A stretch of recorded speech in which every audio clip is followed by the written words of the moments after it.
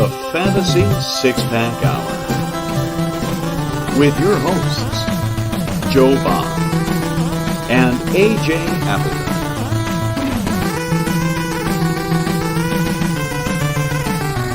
Touchdown!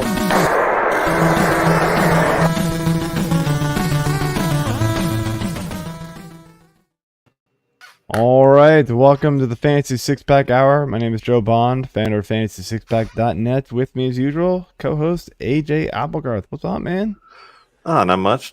Just chilling in the dark over here, I guess. I know it's like I don't know what's it's going on. almost like a light burnout on the on your left side. Weird. So I don't know. Whatever. It's cool. No one needs to see my face, anyways. all right. So so tonight we're gonna have a little fun. We're gonna be talking and debating a little bit on some fantasy football strategy, some other random topics thrown in there. Mike LaPlante, our producer, has come up with all the questions. We don't know them. All we know is like the general topic. We don't know the question. So this will be fun. We might Bad idea. we'll see. throw this idea out the window pretty quick. Maybe we'll figure it out. I like it. I'm good with it. But before we get into that, though, just want to remind everybody to hit that subscribe button, hit that like button, leave those comments, leave those 5-star reviews. We appreciate it. And of course, go over to FantasySixPack.net and become an all-access member today, where you're gonna get access to our award-winning rankings, our cheat sheet, our DFS and betting projections, our Discord, where you get to ask all your custom league advice directly to us, and a bunch more. So go over there, use promo code F6P NFL for 15% off. And last thing but not least, guys, if you haven't done it yet, go over to Fantrax and create your fantasy football league. We just did a mock over there, and it was good. I really did enjoy the draft room. I have not played, I will be honest, I have not played a ton of Fantrax football, a ton of baseball, but they have definitely made tons of improvements over there. So if I know there's some people that say it's not a good product. It is a very good product. Tons of customization, all free. And by the way, they're giving away a free signed Travis Kelce jersey for people who create leagues over there this year. So that is pretty awesome. But go to fantrax.com/fantasy6pack and create your free account today. You won't regret it. Okay, let's bring on our guest for the week, Mr. Ian Kenyon over there at 33rd Team. How's it going, man? It's going great. Thanks for having me on. Yeah, man. Welcome aboard, man. Glad to have you here. We're gonna have to get rid of the ticker there, so it doesn't cut off your chin anymore. But no, we're good. So again, I don't really know what the show's gonna turn out to be. Mike LaPlante behind the scenes here is we are at your mercy, Mike. You scare me because now I'm scared. But yeah, so basically when we came up with this, we wanted to kind of have some fun with it, kind of, game show vibe, but also, throw some knowledge at the viewers as well. So we decided to go with like a debate type of style. So first one we got here. All right, the topic for everybody is just draft strategy in general. And this is what, these guys knew as well. So we planned this for 4 people. Now, we only got 3, so there's going to be a leftover option. So we're going to get to choose here. All right. Now, since Ian's our guest, he's going to have first dibs, and then we're going to rotate. And you, Joe and AJ, you can fight it out for second if you want. But so out of our draft strategy selections, all right, you get to choose one, and you got to basically defend your strategy. Why is your strategy the best strategy to draft when going into drafts this year? Or, years to come. So our 4 options are classic 0 RB strategy. Then we got the 0 wide receiver strategy. We got tight end early, most likely Kelce or Andrews. And then we got the QB early strategy. So, Ian, What would you like? I'm gonna go 0 RB. I like it. I like it. So, I'm going to be generous and I'm going to give AJ the second choice here. Okay.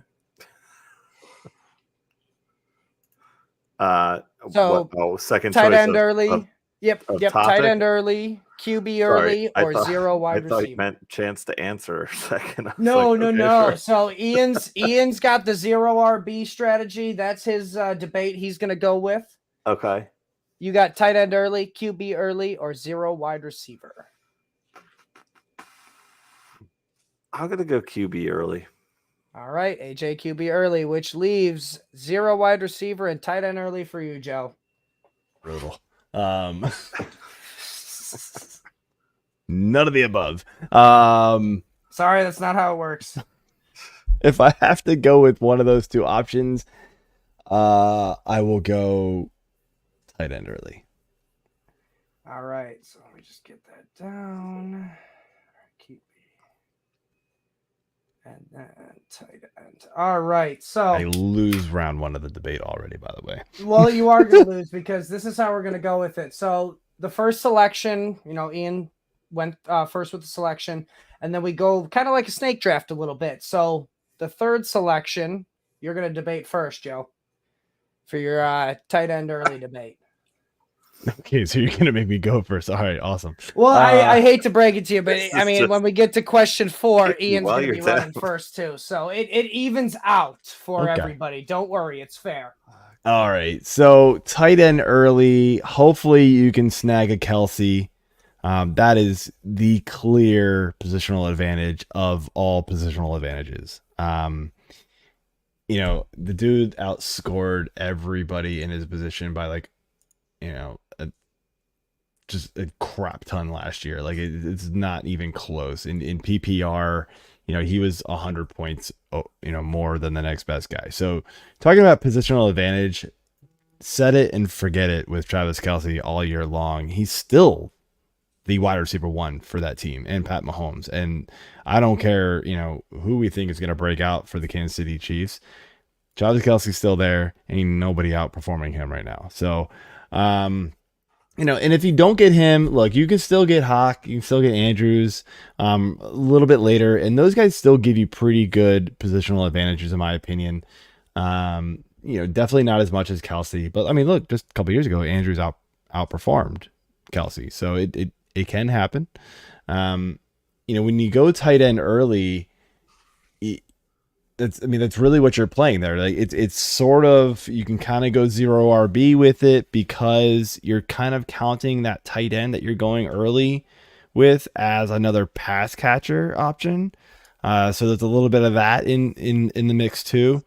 But yeah, I mean, I think just really when it comes down to this strategy, it is all about, you're setting yourself up as having the best or one of the best at that position where you only need one, but let's be real, after the top 5, 6, maybe, do we really feel confident with any of these tight ends? No. So you kind of have to go early with one of these guys, or you're hoping and praying that, David Njoku actually finally breaks out for real, right? And really can, kind of come up the ranks. But, getting those locked in guys of Kelsey, Hawk, Andrews, even throwing a Kittle, it really sets yourself up to succeed in your league. Not a bad argument. I have my own grading scale. I don't feel like I should reveal it to you until the end of the show. So add to the mystique. But who pays you, Mike? There's your grading scale. That's kidding. But not a bad argument and a good way to start it off. All right. Now, AJ, argue your QB early strategy and why it's the best strategy to go this year. I mean, I think it's the best strategy to go this year, and I'm looking at this obviously not as a super flex, but as a standard, one quarterback league. I mean, based on the way that the majority of leagues that either I'm in or that I see, the QBs are going to be your top scoring players. Yes, I get it. You need depth at all the other positions because you start so many of them. But just like going early with the tight end, if you're locking up one of these, stud quarterbacks, especially one that's going to get you points in the rushing game too, a Jalen Hurts, Josh Allen, those are two of the top guys that will get you those rushing points too. I mean, you have to go after these guys, and you can still go, with your first RB and wide receiver just to get somebody there. Like, you don't have to, jump up in the first or second round to get one of these quarterbacks. Sometimes you do, but I think you are still setting yourself up for more success, and you can always find somebody else later on as a fill-in quarterback. You can always build depth after you get your stud quarterback. So that's my point on it. I just think it's an easy choice to go and get the guy that you want. And then you can build your depth with stacks as well. So that's kind of where I'm at.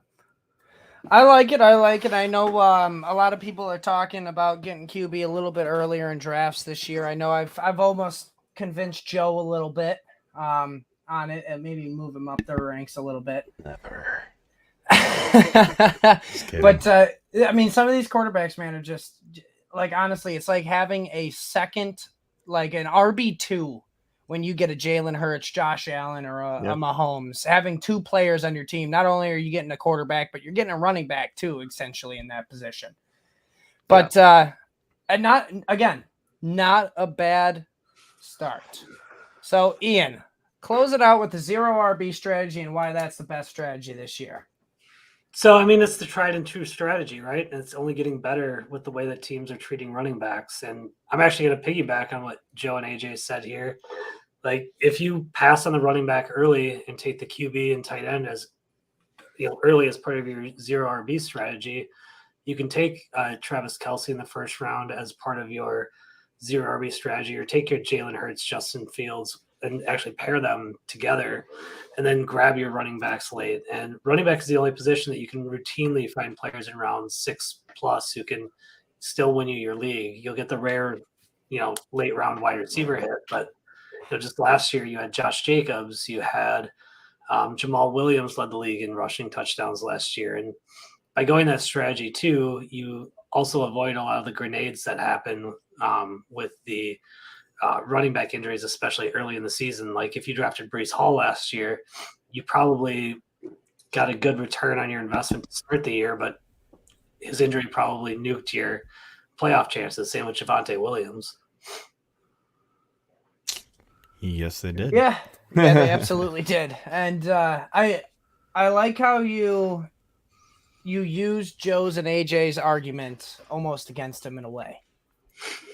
I mean, because of the whole piggyback. I sort of used his argument. No, I mean, try to make it mine, but no, it didn't work. It didn't really work because you went first, which, like I said, it evens itself out. You won't be going first the whole time. Don't worry. But in my grading scale, Joe and AJ, you tied. Ian gets that one for the first one. All right, so give me 1 second. So we're at 14. So is there all right, a point system, or are we just it's a point system. This sounds like the games that my son makes up tonight. Well, we played a random version of Uno that he was literally making up as we were going along. That's what this sounds like, Mike. Good job. Well, hey, you gave me full reins, and I'm a creative person, so I try my best. My goal is to at least give you guys some fun, so I hope you guys are having fun. So far, so good. On to the next question here. So, just so everybody knows that this topic is about wide receiver teammates. All right. So, okay. I mean, let's be honest, guys. It's a passing league. All right. Getting a lot of good wide receivers out there. All right. A lot of good pairs of good wide receivers on teams. So I got a couple selections here for you. I got 4 options of teammates. All right. And I want you, to kind of explain to me, because it's absolutely in a realm of possibility that this can happen. I want you to tell me why and argue your case why this wide receiver 2 in your offense can possibly be better than the wide receiver 1 this year. All right. So, since Ian got the first selection, we're just going to move it down the list, kind of rotisserie style. AJ, you got the first selection. Your options are, and I it's funny how it works out like this. Interesting. Our first are you option gonna put the is Philly team in there. I wonder who our he's gonna first pick. option was Devontae Smith and AJ Brown. And you'd have to argue your case why Devontae Smith can finish better than AJ Brown this year. Okay. You have Tyler Lockett and DK Metcalf, why Tyler Lockett can finish better than DK Metcalf this year. Oof. You have Jalen Waddle and Tyreek Hill, how maybe Waddle can finish, and outscore Tyreek Hill, who's going pretty high in drafts right now. And then you got a good old, classic here in why, because he's just being slandered in drafts right now because of the QB situation. But why can Mike Evans outscore Chris Godwin this year, possibly? Whew. Don't even think about it. We know your answer. Shocked you didn't throw Cincy in there. Fourth one there. Well, let's be honest. I did have him in there, but let's be realistic. Outside of injury, because I tried to avoid that, outside of injury, is there a possibility T. Higgins outscores Jamar Chase? Yeah. Outside of injury. I think so. But anyway, it's not the choice you gave us. So AJ, who are you picking? This is true. I'm the game master. Man, that's brutal. Throw me off with this Tampa Bay, but I think I'm going to go with Tampa Bay. All right, Tampa Bay. That actually throws me off too because I thought you'd go Eagles for sure. Where I was going to go. All right, Joe. So you're the second choice. You're going to go Eagles? So it was Eagles, Miami. Eagles, Miami with Jalen Waddle, and then you got the Seattle Seahawks with Tyler Lockett over DK Metcalf. Yeah, I'll go Eagles. All right. Now, are we talking PPR, half PPR? I assume one or the other. I mean, I know we generalize this since that's show what we around half did, PPR, but most of the stuff I looked at was mainly PPR. So we'll go with just PPR for this show and this show alone. Sure. All right, Ian, you have Tyler Lockett over DK Metcalf or Mike Evans over Chris Godwin. No, I have Evans. No, he's got. Oh, I'm sorry. That's my bad. Sorry, Devontae Smith. Because I really did think he was going to take Philly. Screwing us up.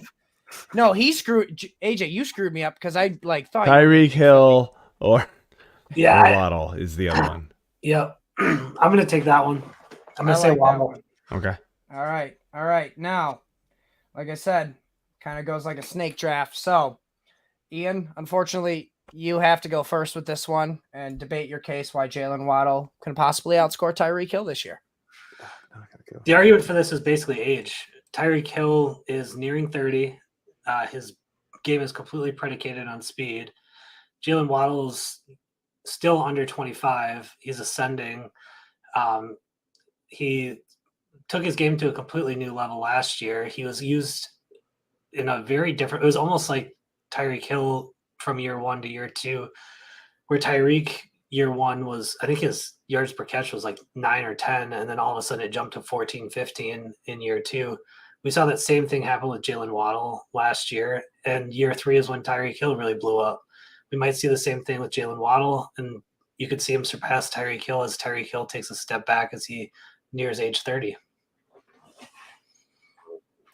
I mean, and there's even news that he's come out and said that he, after this contract, he's done. So, I mean, it's very possible. Not a bad start. Now, Joe, you're in the middle, so you're up next here. And tell me why Devontae Smith is going to outscore A.J. Brown this year. I mean, when you look at it though, like with these two, like Devonta Smith only saw 10 less targets last year, and he actually caught more passes. So, I mean, right there, like, I mean, if you get rid of, not get rid of, but like, A.J. Brown has had some like massive blow up games last season, and that's clearly gonna make him like, the top point getter overall. But I mean, like, he had a 33-point game and a 23-point game. He wasn't as consistent as Devonta, and that also includes a complete dud from Devonta in week 1, which everybody was like, "What the hell is happening?" They didn't even throw him the ball. It was crazy. Or they threw him the ball 4 times, he caught none. So you give Devonta a normal amount of points in week 1, he probably outscores AJ Brown last year. It's almost how crazy it was. Maybe not, but it's a whole lot closer. But I mean, it's the fact that he is already ahead of him in catches, and right behind him in targets makes me think that that they're gonna just keep feeding this guy the ball. He's talented, and AJ Brown's got that downfield threat. He's a big physical guy, so maybe some extra touchdowns go his way, but I do think Devonta Smith has just another gear to turn on this season. We saw just how good he was down the stretch last year. All right. I mean, I kind of feel like you got lucky and got the easy one here. I mean, Jalen Waddle was a kind of close second one with that as well. But not a bad. I mean, I don't want to tell you this scoring. I will say I'm actually kind of worried, not worried that Waddle's not good, but I do say, I'm not really targeting him in drafts where he's going. I mean, we saw his target share drop like crazy from year 1 to year 2, and yeah, of course, because Tyreek is there. But I mean, we're talking about target share 170 to 117. That's a massive difference. That was largely due to usage, though. They used him a lot as a gadget guy 2 years ago. They were running a lot of bubble screens in the same way that they would use Jarvis Landry in the past. And last year they deployed him more as a downfield threat, which is why his usage. Yeah, I mean, his yards per reception, you were right there, doubled. It was crazy. But I mean, but what I'm saying is the targets between him and Hill last year even was 170 to 117, and it dropped, from 141 from the year before. So I mean, he's damn good. Don't get me wrong. But there is a little bit of oof, man, if he can't get that target share back up, how realistic is that he can repeat what he did last year? That's hard to do. I mean, yeah, he did have a good yards per catch. I think wasn't it 14 or 12? Yards per reception, 18. Yeah, that's what it was. Oh my gosh, that is kind of nuts. But like I said, that one's gonna be a tough one between you two. Now I just gotta see AJ. Why is Mike Evans gonna outscore Chris Godwin? I'm curious why you didn't go the Philly one. So you better have a good argument for this one. Because I always go the Philly one. I'm sure you guys are tired of hearing me talk about Philly, and even if you're not, I handed you on a silver platter an easy point. But that's why I didn't do it. So I mean, this one's pretty easy in my mind. You're similar to what Ian was saying with Waddle and Hill. The age thing is creeping up. Mike Evans is going to be 30 in another less than a week, or a little over a week. Sorry. But this guy has never seen a season at less than 1,000 yards receiving. And he's had, a variety of different quarterbacks thrown to him. So I'm not saying that this year he's going to hit 1,000. This might be the first one that he doesn't hit 1,000. But Chris Godwin is obviously going at a much higher draft price right now. The two finished very, very close last year in points. I'm just looking at my league and sleeper. I think there was a difference of 2 points between them. But you're looking at yards per game. Evans has been up at 95.3 in his career, 89, 82.6. Godwin has been, he's had a 95.2, but that's the outlier. Everything else is below 80. He's obviously had some injury issues that he's dealt with.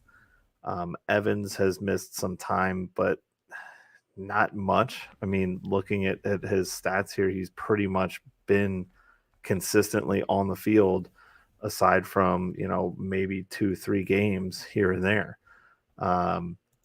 So I'm not really worried about injuries with him. He seems to always stay on the field. His catch rate has been very consistent over the years as well. And then just looking at the targets last year, Godwin had crushed him in targets by almost 25 targets.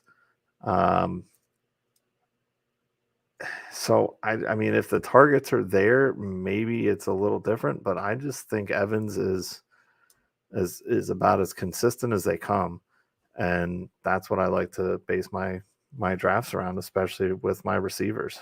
And the price that you can get him at, take that all day. I can't argue with that. He is a model of consistency with how many straight 1,000-yard seasons he's had. It's kind of insane the group he's in. Accomplishing that. Now for this one, I just got to be straight up with you because this is the second question. When you give me the full reins and I'm the puppet master here, it is a little bit subjective. It's my opinion that bases these points. Now, I am a big Jalen Hurts believer, and I did say I was giving, pretty much I had a silver platter lined up for you, AJ, to take an easy point here because I'm a big Devontae Smith and AJ Brown believer. But Devontae Smith being a former Heisman, Joe made some very good points. I mean, besides that game one, he honestly could have outscored AJ Brown last year. All right, because AJ Brown is more of the explosive guy, where Devontae Smith is more of the PPR guy, where we did say this is going to be more PPR focused. So I edge it out to Joe in this one. AJ, your argument for Mike Evans was because he's done it every year. Yeah. So literally, he's never not finished behind Chris Godwin. So I wanted to chime in here too. That I wanted the Bucs pair to fall to me, and I wanted to chime in that if Kyle Trask wins that job, his biggest strength is downfield throwing. Yeah. And Chris Godwin's the underneath guy who's catching a bunch of balls from Tom Brady. That is completely true. That's what I've been hearing as well. And that is some great info because you're right. I mean, we don't even know who's going to actually be the starter there. I mean, I've heard the report. AJ, I'm moving you just to help out in here for a second because I do realize just his positioning. I can see you constantly doing this. Just get away from the ticker. Got it. We're good. We're just gonna do that. I was like, what? Just because you got the point over me now I'm just demoted to the freaking bottom. The leaderboard is the camera position. Yeah. All right. So after 2 rounds, Ian and Joe are tied with with 1. Uncle Ted talks over here, just dropping stuff in the. I just noticed that. Holy cow! Yeah. Just tons of stuff. Okay. I told them, I was like, "Yeah, you got some spicy takes. We love it." All right, let's move on to the next one, man. On to the next question. Question number 3. We're gonna kind of keep it in the same range here. And now they knew this the topic moving into it, and the topic was rookie wide receivers. So it's this is probably like the easiest one you guys had because there's only so many rookie wide receivers we can talk about. Let's be honest. All right. So let's get the order down because I want AJ to have a good jump at this. AJ, you are going to have to debate first since you're the last pick, just so you know. Yep. Joe is the first pick. He gets the pick of the litter. Which rookie wide receiver is going to go absolutely bananas in the second half of the season to help you win a championship this year? Because let's be honest, it happens every year. It maybe not be the top ones that we always think it is, but there's always a rookie wide receiver in the second half of the year. He doesn't agree with you, Uncle Ted. Hey, it's a passing league.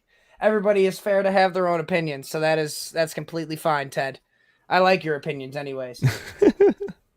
So, our options are, we got 4, again, Jordan Addison, Joe, Jackson Smith-Njigba, I'm terrible at that name, sorry, Quentin Johnson, and Zay Flowers.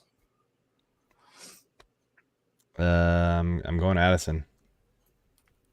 All right. And then, Ian, you have second selection. I'm going Quentin Johnson. I thought about that. That would have been my number 2. All right, you got Smith Njigba and Zay Flowers, AJ.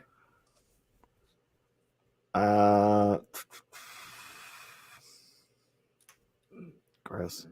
I'll go Flowers. All right. Oh, man, this spotted cow makes me burpy. Whew. All right. All right. I was giving AJ a little buffer there. All right, AJ. Why is Zay Flowers going to help me or anybody else win a championship in the second half of the season this year? I mean, you might as well just give the point to one of the other guys. Have confidence, AJ. If I could make Zero take tight end early work, you might. Yeah.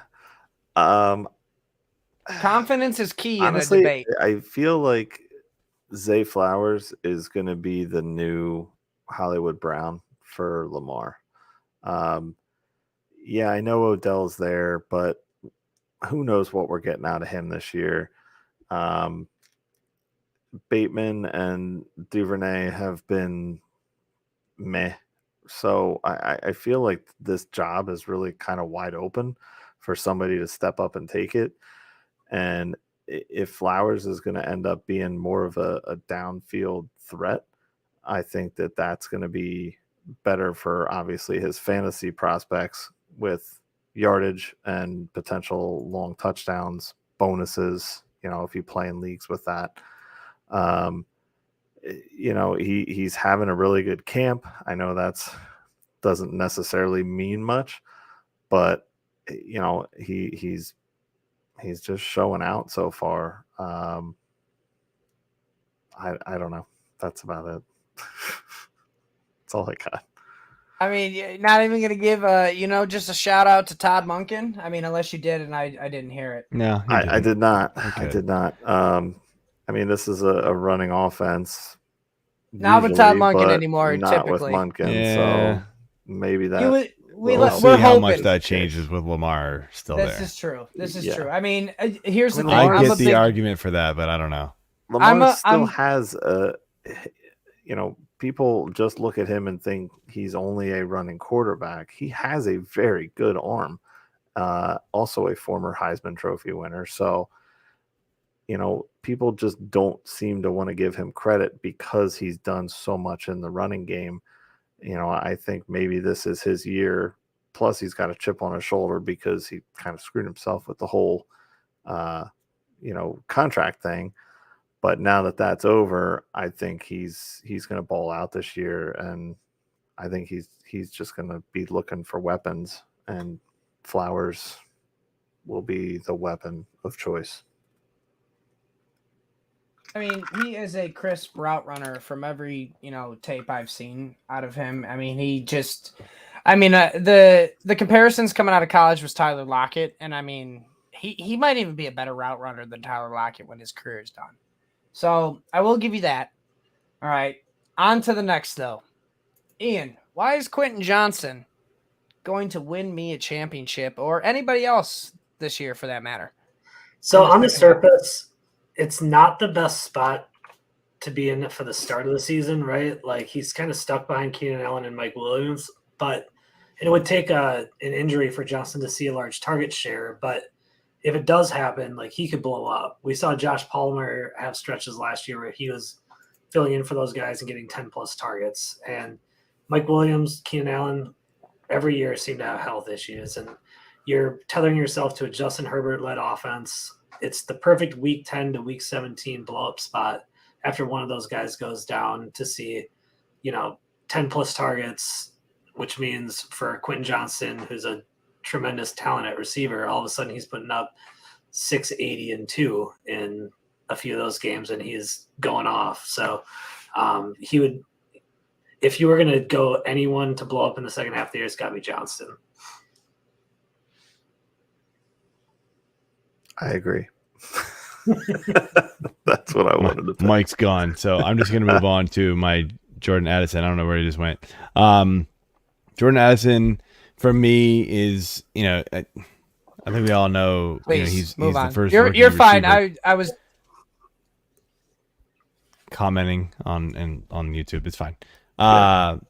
Yeah. So I mean, Jordan Addison is clearly the first rookie receiver going off the board, and for a good reason. He's we think locked into this wide receiver 2 role. He's going to see a lot of single coverage with Justin Jefferson on the other side.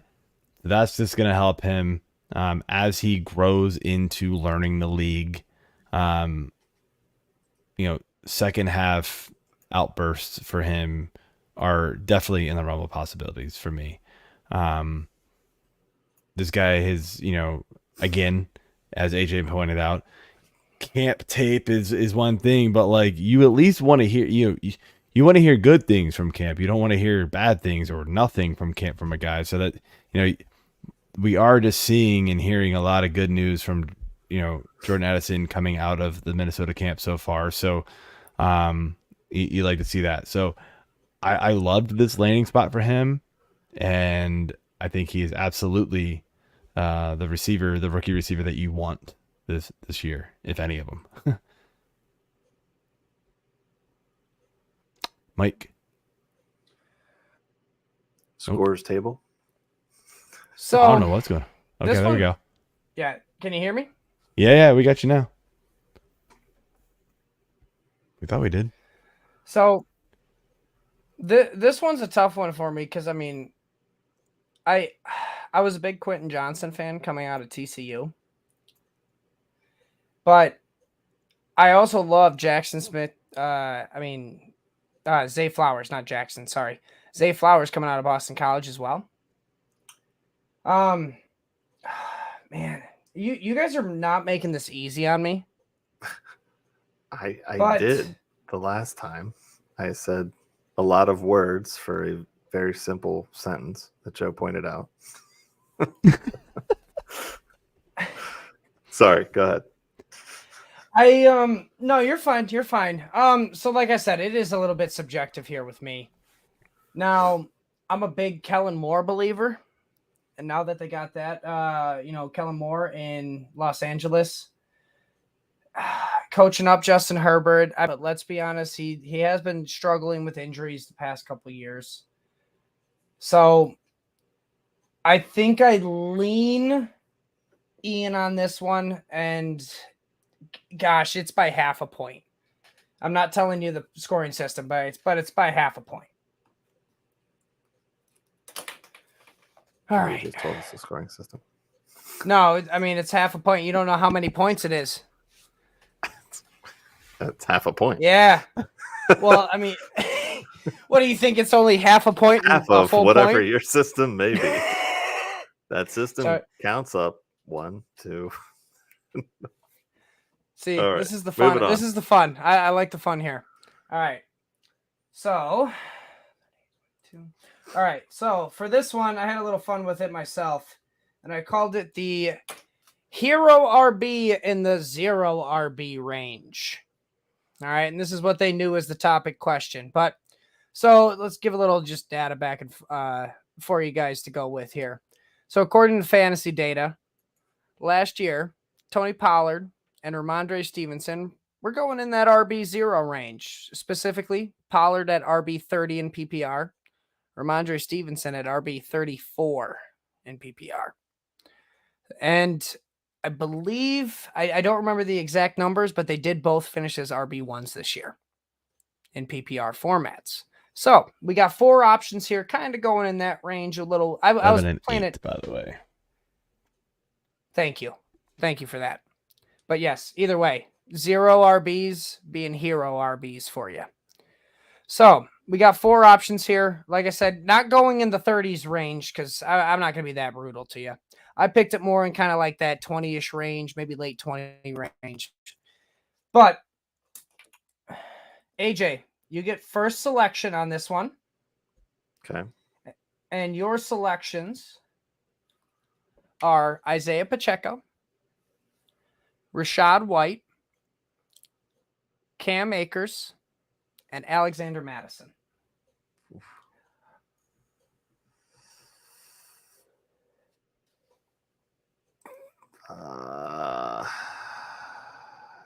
Give me Cam Akers. Akers.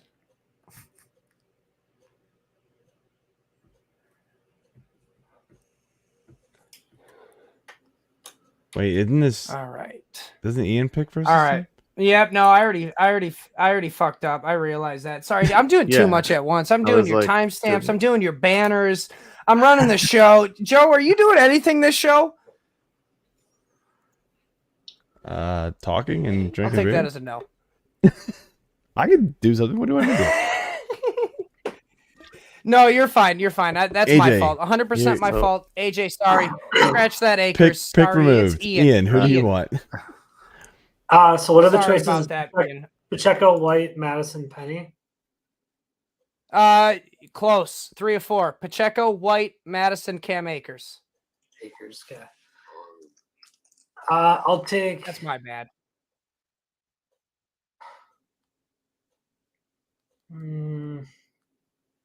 I'll take Rashad White.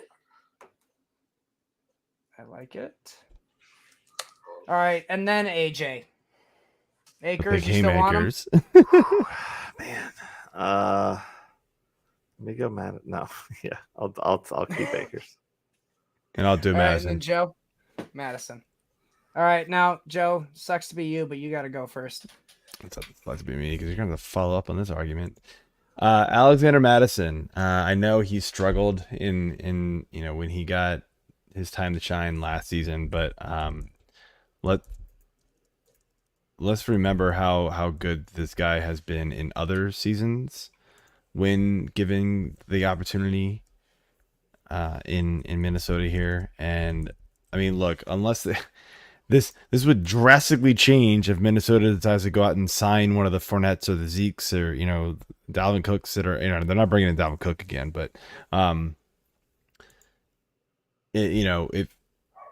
if they bring in somebody, then obviously this changes things. But I mean, the Vikings have clearly shown and proven from year to year that they want to use a single RB as like the primary guy.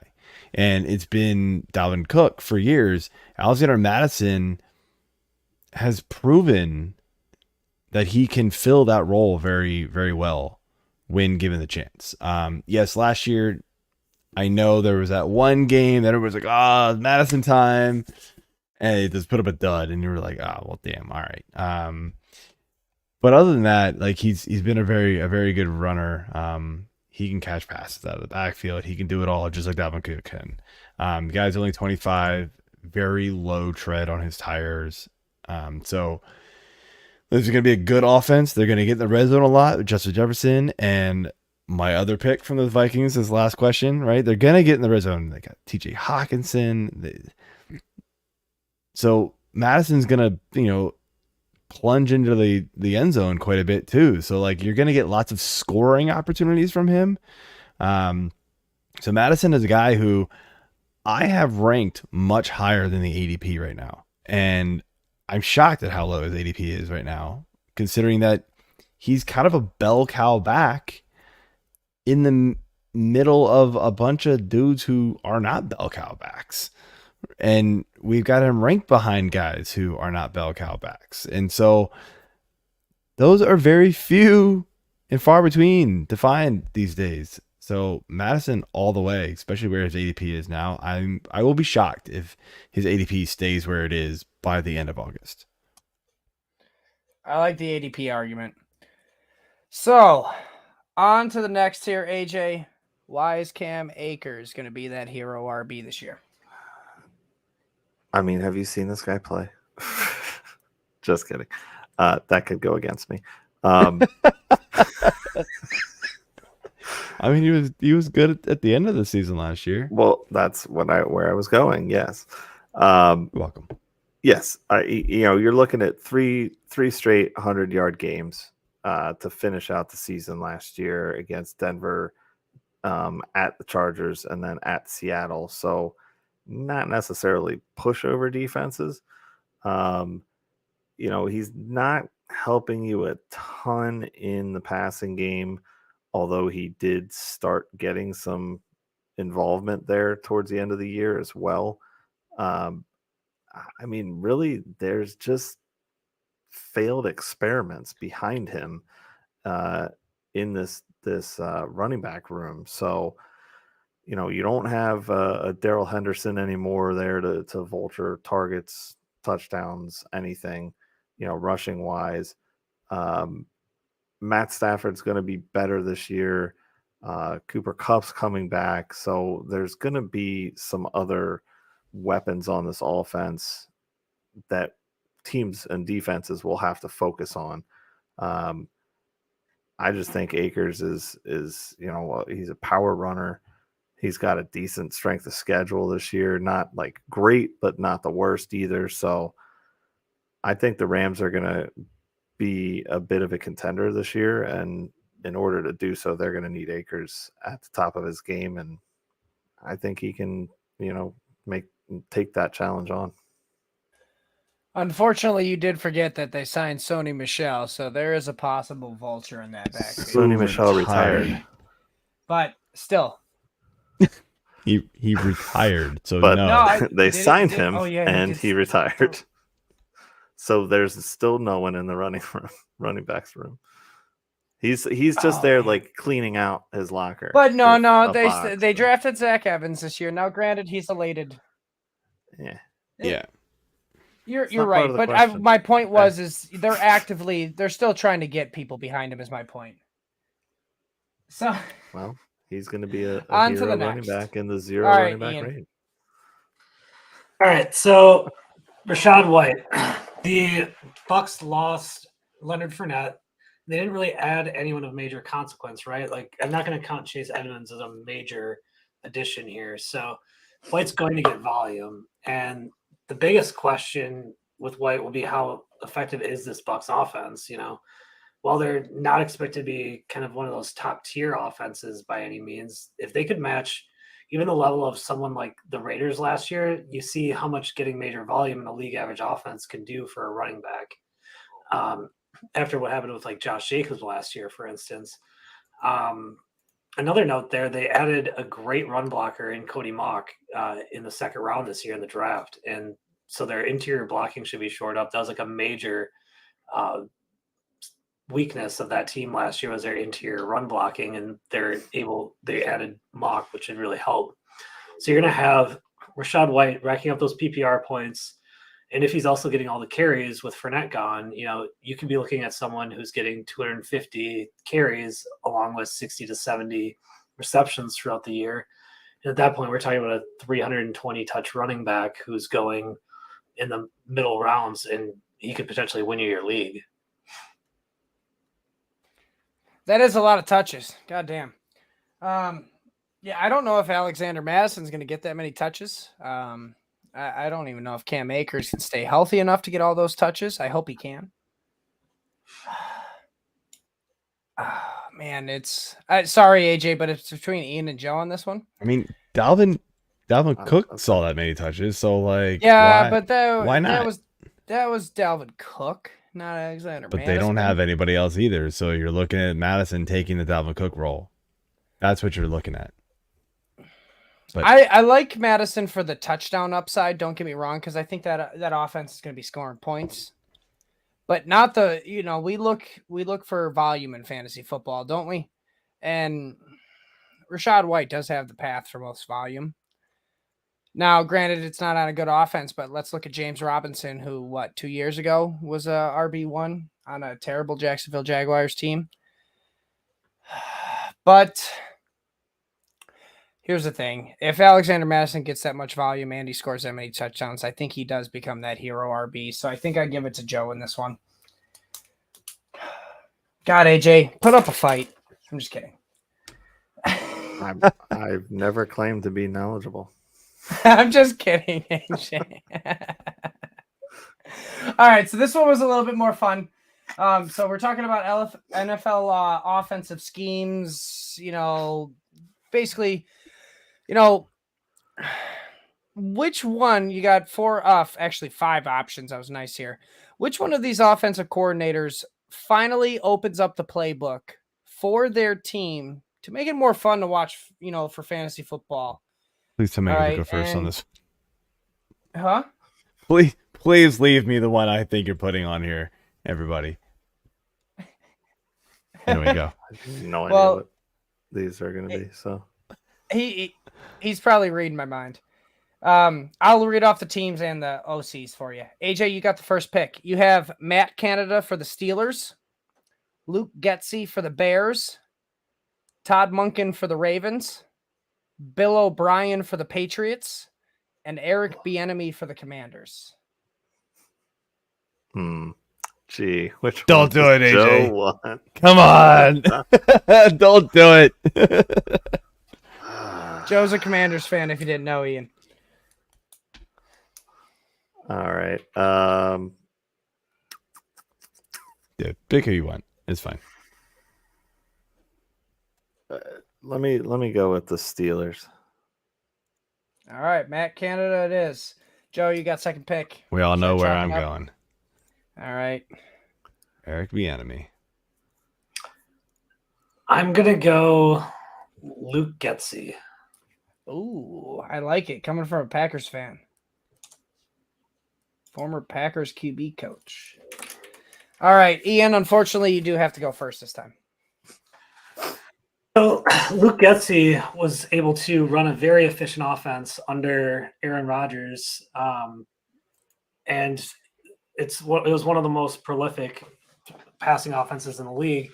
He steps into a Bears offense where Justin Fields was frankly horrific throwing the ball last year. He was an amazing runner, but he was not good throwing the football. Getsy should be able to work with him. I mean, he was the passing game coordinator, I believe, in Green Bay. So bring a lot of those same concepts that Green Bay had, bring them over to Justin Fields, coach him up.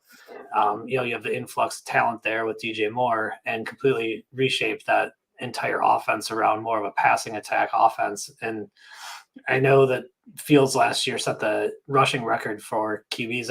I don't expect that to happen this year. I don't think he'll get anywhere close to that, just because they're going to need him to throw the ball more, and that offense should look very different this year. I would expect Fields to run for more like 700, 800 yards rather than 1,100. But if he could throw for 3,600 along with that, all of a sudden that's one of the league's better offenses. No 4,000 yarder.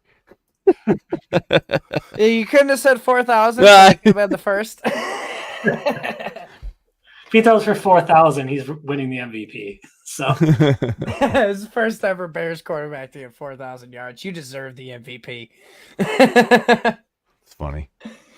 All right. That was a good one. I like it. And being a former Packers fan, I am a fan of Luke Getsy. All right. So, Joe, up with Eric Bieniemy. Yeah, I mean, look, how can you go wrong with a guy coming from the Kansas City system? I know he wasn't the one calling the plays over there, but like he learned under Andy Reid. He learned from watching Pat Mahomes, and that offense is as creative as they possibly allowed them to. Like, it was nuts what they did. And I mean, some of the stuff that granted, I learned a lot just from watching that Netflix series Quarterback. Like, I didn't realize they let like every Wednesdays or whatever they let the offenses like come up with plays. They just let them have fun, and then sometimes they incorporate them into the playbook. It's that type of stuff that makes me think that Bieniemy is going to bring over just a way of thinking, a way of playing that the Commanders, haven't seen in a while. And look, they've got receivers, they've got running backs. Quarterback is a question mark. But as I have said on this show many times, I'm not counting out Sam Howell as much as some people are. Had he come out a year before he did, we're talking first round pick, right? We're talking, at the beginning of his senior year, people were talking Heisman candidate. Like, the dude lost a crap load of NFL talent right before his senior year or junior year or whatever it ended up being for him. of course, when you're running for your life every single play, like there's only so much you can do. And so, and when you really look at his college numbers, like his personal stats weren't that much worse than the year before that, when everybody then was going, into his final season that he was going to be a Heisman candidate and he was going to be a first round pick. And then the entire UNC offense, and not offense, the entire team sucked. And so that plummeted his stock. It wasn't his fault that they were losing. The defense wasn't good. His pass catchers weren't great. His running back, he lost 2 NFL caliber running backs, and 3/4, 3/5 of his offensive line. Like, he lost everybody. What did you expect him to do? So I think Howell is going to be a much better quarterback than some people think. Clearly no Pat Mahomes, but he's athletic enough to be able to do some of the crazy stuff that Pat Mahomes can do, and run some of those like oddball formation plays that they do. So I really am excited to see what he can bring to this team. I am too. And I'm with you. I don't sleep on Sam Howell this year when you have someone like Eric Bieniemy behind the Drafted wheel. him as my 3rd quarterback in Rasball. Not bad. So, AJ, you're bringing up the caboose with Matt Canada and the Steelers. Yes, I am. Matt Canada, nice name, like Robert California. So already there, he gets a point. Great reference. But thank you. See, I'm good at some things. But yeah, Canada. So he's going into his 2nd season here as the Steelers offensive coordinator. He's been there for, this will be his 3rd year now. He was a quarterbacks coach for a year. He gets, another year with a lot of young talent on this team. You got Najee Harris and Pat Freiermuth were both, drafted in 21. You got Kenny Pickett and George Pickens, both last year, rookies. Deontay Johnson's still relatively young. Allen Robinson is not. But the big addition here, and you wanted me to talk Philly, so I'm going to talk Philly. Isaac Seumalo coming in on the line is going to be a big help for Kenny Pickett. I think Pickett's really got nowhere to go but up in this offense. Last year he had a 63% completion. He was 7-5 in the 12 games that he started. 2,400 yards, only 7 touchdowns and 9 interceptions. So I expect those numbers definitely to increase, not the interceptions, hopefully, but the yards and the touchdowns. I mean, this team is known for having a rough and tough defense to help this offense move. So if Canada can get the most out of these young, talented players, he's got an RB1 candidate for fantasy in Harris there. Freiermuth is again a solid tight end, good pass catching option. I mean, I just think this offense is gonna explode.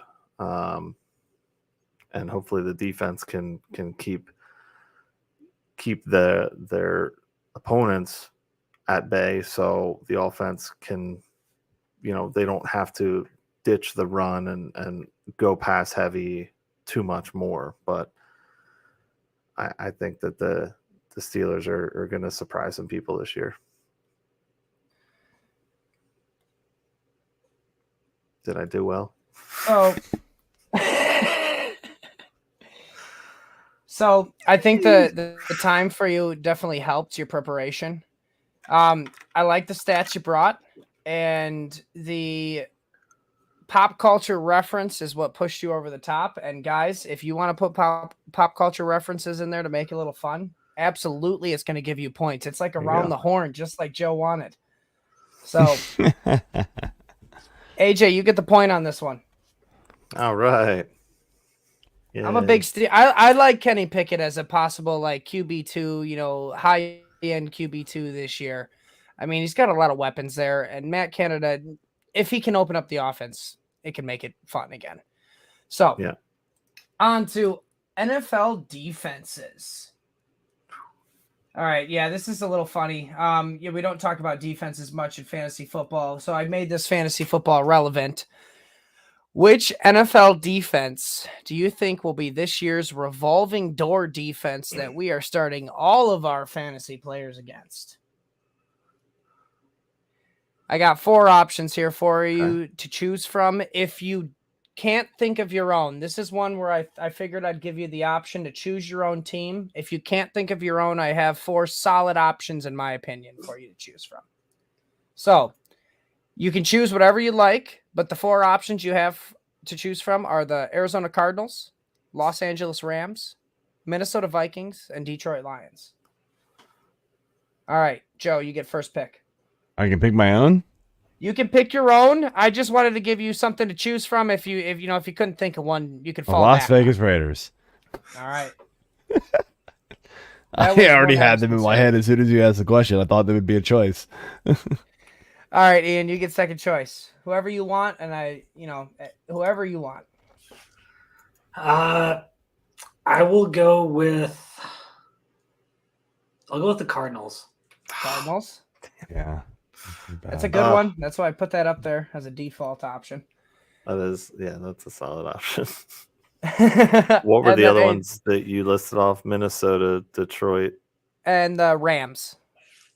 And the Rams. Sure. I am gonna go. Oof. That's why I gave you default options. Yeah.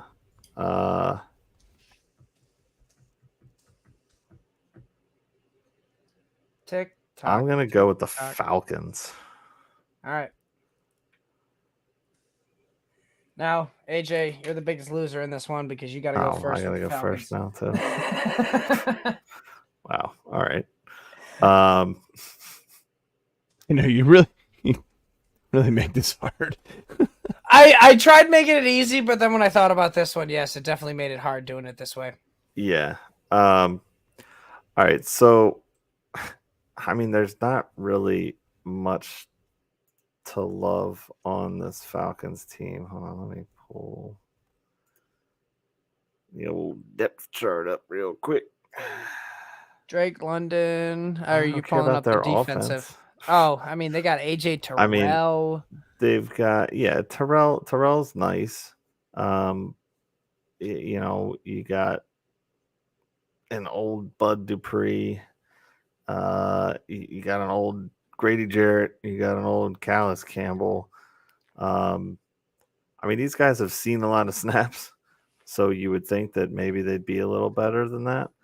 But the big thing that I'm looking at here is the fact that they only had 21 sacks last year, which was second worst in the league, right behind the Bears 20. They only had 10 interceptions, which again I believe was tied for second. No, sorry. So there's plenty of teams that had less than that. Still not very good. You're not looking at a lot of power out of this defense. Their best trait for a fantasy standpoint is that they did have 2 special team touchdowns. But they were rostered by 2.9% of people last year. So I just think they're going to be giving up a ton of points.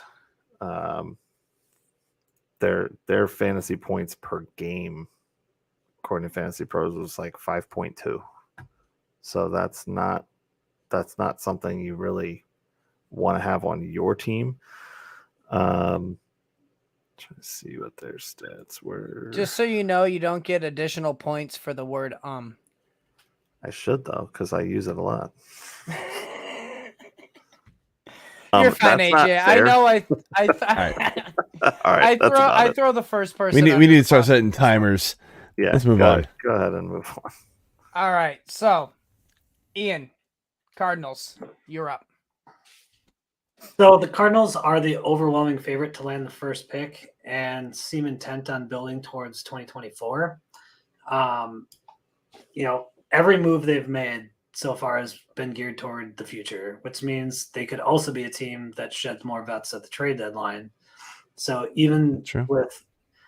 if you look at their depth chart right now, they have some decent vets on that team. They could shed some of those guys before, like, over the next couple months. So if they truly are the type of team that ends up with the number one pick, I'll truncate it to this and keep it fairly short. How often has a team ended with the first overall pick and you didn't want to start against them in fantasy?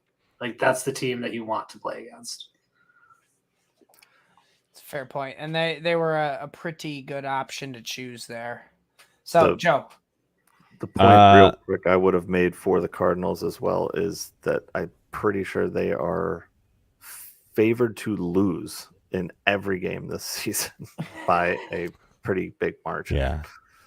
Well, Raiders were one of the worst fantasy defenses last year, and it's not going to change this year. I mean, they can pressure the quarterback a little bit, but the quarterbacks in their division are pretty damn good. So doesn't really help their cause there. They get 6 games against 3 pretty damn good quarterbacks. And I mean, talking about, like, they didn't really add anybody either this year. I mean, Marcus Epps, Brandon Faison, those guys don't really excite me as far as additions on the defense. So they were bad last year. Their offense can be good, but I don't know if it's even going to be as good as it was last year. We're dealing with the Josh Jacobs holdout, which, I mean, if he's not there, or he doesn't come in full strength, right, that offense won't stay on the field as much. Jimmy Garoppolo isn't as good as Derek Carr, so that's already a downgrade there. I just think kind of to Ian's point with the Cardinals, right, with the offense not staying on the field as much, the defense is going to get scored on a lot. Same point I'm having with the Raiders, so it's kind of there. And then, I mean, the teams they're going to play are better than the Cardinals play kind of all year long too. So, I mean, their division is just crazy good. So, I feel like they're a team that's going to get heavily targeted against in fantasy. So, honestly, guys, I mean, only one person told me something I didn't know, and that was Ian. And I mean, I've aside from the obvious, I didn't even think about it. If they are going to be, kind of aiming for it, they're going to be shedding those vets. Like, they could be even trading somebody like Budda Baker at the trade deadline. And that's the anchor of their defense right there. And, man, we'll be starting everybody against them. So I'm giving this one to Ian. All right. So Ian gets first choice this time. Oh, man. Joe, that sucks. You got to go first. So better be prepared. All right. We're not, because we don't know what we're doing. So I know. Hey, this is what happens. I'm having fun though, man. I am having fun. This is a good show. I like it, Mike. So move forward. This one, different types of leagues. All right, we get, it's grown fantasy football so much. So just defend. Why is this way of fantasy football the best way to play fantasy football? You have redraft, dynasty, best ball, and auction.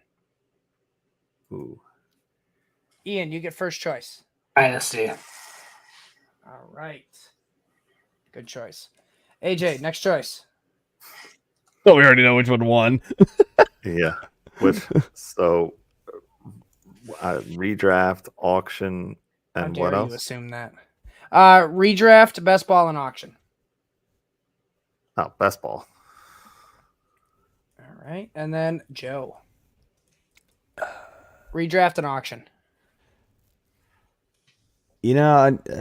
You probably thought I'd go redraft. I'm gonna go auction actually.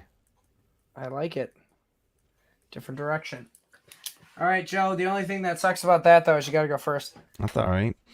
So auction for me is the way to play every single league you're in. I know they're hard to do because the drafts take forever, but if you can play in an auction league, this is the way to go. Look, snake drafts, you're kind of hamstrung with who you can pick based off your draft slot. You have no control. In an auction league, if you want Christian McCaffrey and you want Austin Eckler, go for it. You can pay up. I mean, good luck with the rest of your roster, but because you're going to pay, $150 for the two of them, maybe. But it's you can do what you want to do, right? I've played in so many auction leagues, and I love being able to find values at positions later in the drafts that I would never be able to get in a redraft league because that player would go in round 6 and, I just happen to not need a receiver in round 6 or whatever it is, right? Like you sort of just, with snake drafts, you just sort of get stuck with where your draft slot is. And auction, we're talking, I mean, it doesn't even matter what sport it is, football, baseball, basketball, hockey. Auction is the way to do it. If you can carve out the multiple hours it's going to take to do a full auction draft, that is easily the most fair way to draft. And I love it. Like it's a lot of fun too. Like, just seeing and the mind games you can play with people, like bidding them up and hoping that, you don't get bit because you didn't really want that player. But, like if I'm in a draft room with AJ, I know he's an Eagles fan. I might bid up, AJ Brown a couple extra dollars or throw AJ Brown out really early, knowing that he's got a lot of money left at that point in the draft. And so he can spend up for him. And then that helps me out later in the draft because, AJ doesn't have that money and now I do. So there's lots of strategy that goes into just kind of playing the game within the game of the auction draft. And it's so much fun. It is fun. It's, having fake money for a fake game. It's always fun. I will be drafting in the Kings Classic draft this weekend with 13 others. Yeah. And we all try to do the same thing. So it's sort of a battle. All right, AJ, best ball. Why is that the best way to play fantasy football? Best ball's the best league because it's already named that best ball. I mean, that's the simplest thing you could have on Props, Mike. Exactly. You don't even set it and forget it. You just forget it. You don't even have to do anything with it. You pick all the players you want, and it's kind of similar to redraft in that sense because you're not keeping your best ball team for years to come. At least I've never seen it. Maybe that's going to be the next wave of league choices. Best ball. That would be interesting. That would be quite interesting. How do you do that? Very carefully. But yeah, best ball, you know, with the quantity of leagues that most people, that are at least in the industry and everything that you're doing before best ball even became a thing was egregious. And now that best ball's here, you can add another 20, 30, 40, 600 leagues if you really want, Davis Pang, to just play. And you just pick the players you want and hope you still have a strategy in it, whereas you want to get the best guys you can. But for those games where Christian McCaffrey blows out a knee or whatever it might be and totally screws you and you lose the game, he doesn't screw you in best ball. You're going to have somebody else that's going to pick up the slack there. Probably a Cam Akers, maybe one of his last 3 games from last season. Who knows? But that's the beauty of best ball. You're always going to have the best possible score that you can get from your players on your team. You're never going to be looking at your your team on Monday or Tuesday after you lose a matchup by 3 points, being like, oh shit, I should have played this freaking guy, or I could have played this and that. You're never second guessing yourself. You don't have to. That's the best part about best ball. Ian, floor is yours. Ian, So, yep. AJ mentioned the set it and forget it aspect of best ball, but why do I want to forget my team? I want to be invested in my team. And that's why the answer is dynasty. You play year round. You're never out. If you're bad, you're rebuilding. If you're good, you're winning. It's all an investment. And the trade market is always going. There's always ways to improve your team in the direction you want to take it. You can always have a conversation with someone in the league at any point in the year. And your roster isn't just your roster. You can trade picks. You have assets. There's ways to improve your team. There's winners and losers of trades. It's just the best fantasy. It's the best way to play fantasy that we've ever come up with. I used to have 5 redraft teams. I now have 5 redraft and 8 dynasty leagues. It's all the good things about redraft, but adds all the aspects of a Madden franchise that everyone loves to do. Oh, I love it. The Madden reference too. I love it. Joe, Told you you. know that was gonna get to I me. know that. That got him because he's a big Madden guy. So Oh man. game set match. Honestly, I hate to say it, but that did get me. You did get me with the Madden reference. It was going to Joe because I like the aspect. He basically said the same thing as you, Ian, besides the Madden thing. That's what pushed you over the top. But Joe it's get your guy mentality. In auction, you can get whoever you want, by that strategy. And it's just something that's not offered in other formats unless you reach. So, Ian, you do get that point. What if we set up a league with an auction draft that is a best ball dynasty format? I'm in one. You're in one? I just got Best in it ball this year. dynasty? Yes, it is. I'm curious to see how it goes, but Right. it's a nice combination of everything. It's fun. Hmm. So, next question here. Well, never mind. This is going to be the last question. All right. So, new starting QBs. Which QB that is getting the starting job this year for the first time, in their career? We'll talk about it. For the first time in their career, and who's going to have the best year out of all of them? All right. AJ, you have the first pick, then Joe, then Ian. You have Sam Howell from the Commanders, Desmond Ridder from the Falcons, Jordan Love from the Packers. This one's kind of Brock Purdy for the 49ers, because let's be honest, he didn't get the starting job last year. And, he was kind of a fill-in. Okay. All right. I'll go Sam Howell. Steal all of Joe's information from the last question. I know I was going with, so you're good. What's that? That's not who I was going with, so you're good. All right, Joe, you're up. So sorry. Ridder, Jordan Love, and Purdy. Oof. I'm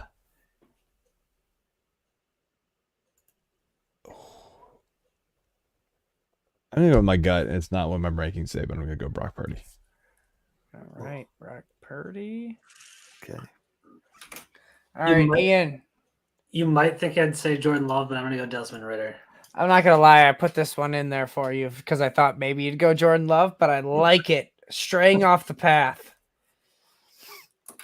All right. Now, I'm curious to see what you got to say about Ridder, Ian.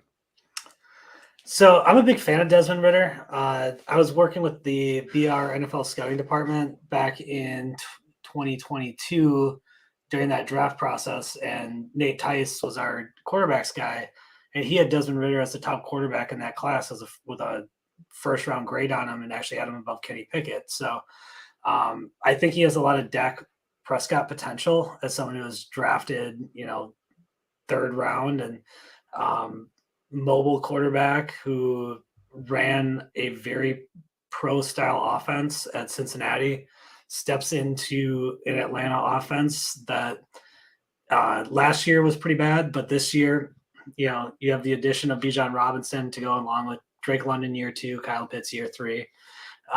He's got that kind of core around him.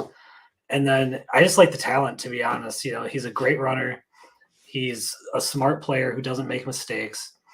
He's got enough arm talent, and he's got the talent around him. He's not going to be a guy who's going to vault in like to the top 8 discussion like a Mahomes or Joe Burrow or Justin Herbert, anything like that. But he could be a guy who's more in that Dak Prescott mold.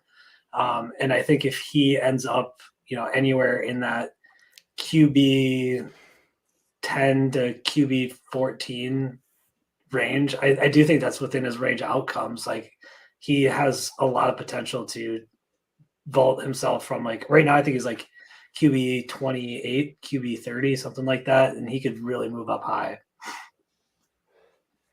I like it. I like the Prescott comparison too. I haven't heard that before. So, Joe, why is Brock Purdy the guy you want to get this year? I mean, talking about a guy who came in last year, the last 6 weeks of the season, QB 18, QB 8, QB 14, 13, 9, and 5. So he's already done it. Like, was it flashy? No. But he got the job done. Shanahan offense, just play the role, be safe with the ball. He barely threw, he threw 4 interceptions all year. One was in week 7 when he had to, sub in. I mean,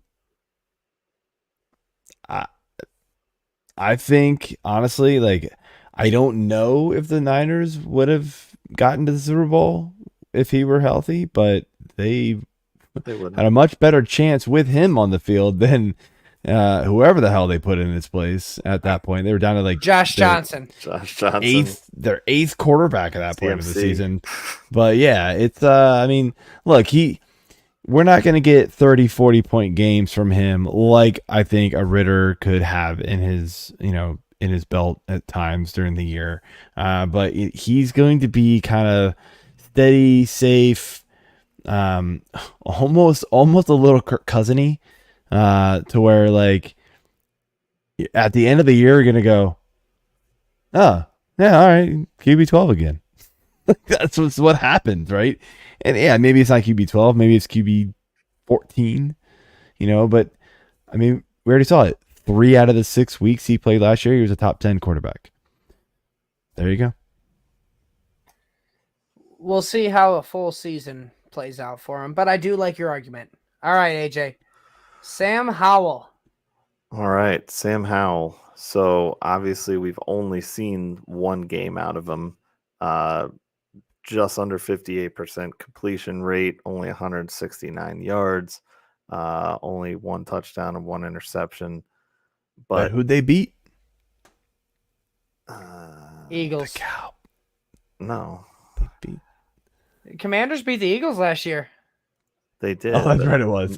I was going to say the Cowboys. You're right. No, it was the Cowboys. It was week 18 against the Cowboys. The Commanders also gave them their first loss of the year last year. Right, but I'm saying who did Howell beat? It was the Cowboys. Beat the Cowboys. Which is even call, better. Good call. That is nice. For both me and AJ, because we're both not Cowboys fans, clearly. Correct. So again, cherry picking off of Joe's thing on Bieniemy, the guy's awesome as an offensive coordinator. He's got a great head coach in Ron Rivera working with him. So looking at the weapons he has here alone, you got Scary Terry, you got Jahan Dotson in a second year, you got gadget guy Curtis Samuel. Maybe you've got another, hopefully a fully healthy year of Brian Robinson and Antonio Gibson out of the backfield. I think Gibson's going to be, more of a weapon in the passing game this year. They also drafted Chris Rodriguez Jr. this year for running back. All of that combined, but what you really need to look at with Howell here is his college career. I mean, this guy put up seasons of 38 touchdowns and 7 interceptions with over 3,600 yards in 2019 as a freshman. His sophomore year, he only had 30 touchdowns, still 7 interceptions, and just under 3,600 yards. And then back in 21, just over 3,000 yards and 24 touchdowns. So he's kind of going downhill from there. But having this many weapons around him and this coaching staff is going to propel him back into, extreme relevance in my opinion. And I'm kind of scared about Washington more than I am the Cowboys this year, as an Eagles fan personally. So, I mean, I gave you quarterbacks that all had weapons because I wanted to kind of see if you could stray off of that topic. And you guys all mentioned it. I mean, they do all have weapons. It was an easy topic to go for. So I do want to stand behind something that I said. Even though I went third, I do fully believe in Desmond Ridder. I just traded Russell Wilson for him in a dynasty league last week. So, like straight up. Yes. I like that. I like that. Man, I love this game. We're gonna have to do this again. Now, Ian, throw it in that extra spicy take with it as well. I still give this one to Joe, but it didn't matter because Ian had 4 points. So Ian does win this one. Joe, you get the final point if that's any consolation. But it was close. Did I beat AJ? That's all that matters. The final score was 4 for Ian, 3 for Joe, and 1 for AJ. Yes. I'm happy I participated. You didn't get shut out. We don't get. I will get my trophy at the door. All right. But I hope you guys had fun. I did. Thank you for having me on. No, this was good, Mike. Yeah, thanks for putting this together, on. man. And Ian, again, thank you for coming on. Before we let you go, just let everybody know where they can find you this year and what you got in the works. Yeah, you can find me at Ian Kenyon NFL on Twitter. Well, X, I suppose now. Who knows? Yeah, and you can follow our great work at the 33rd Team at the33rdteam.com. That's where I work. I help run the editorial over there. So definitely check us out over there. Absolutely, man. Yeah, great stuff by you, and congrats on the win. Thank you. Yeah, a lot of great information all around. Thanks for coming and dropping some knowledge. Of course. Like it. Thanks, guys. We'll have to have you back if you'd have us. Will do. Absolutely. All right. Thanks. Have a good one, man. Feel better soon. What? Apparently we kicked AJ out too. Yeah. Well, no, he beat me to it. He left before I could remove him. Oh, gotcha. All right, well, so that is it. We did this show a day early because we're headed to the expo this weekend. So next week, still debating on the topic, but we'll get that one out, and we will be back on our Thursday schedule for here throughout the rest of the season here. But again, hit that subscribe, hit that like button. Thanks for watching, and have a good night. I would like to also say congrats to Michael Lorenzen on the no-hitter for the Phillies tonight in his second start for the team. 9 strong innings, no hits, like I said, no earned runs, obviously, and 5 Ks, 4 walks. Go Phillies. All right. Okay. We are. You should have added that in your Philly argument. Maybe I would have got you an extra point. I didn't have a Philly argument. You added one into a question that had nothing to do with Philadelphia, so maybe I'd have the coaching staff thing. Yes. Oh yeah. Yeah, but all right, we out, guys. Peace. Later.